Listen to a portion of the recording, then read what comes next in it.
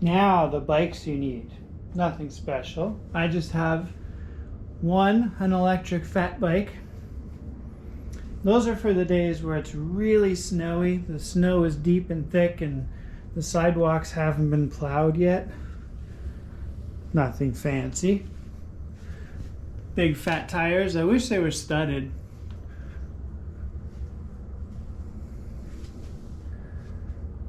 This thing will go through 2 feet of snow and smile at you. Fat bike. Nothing special. So that's all you need.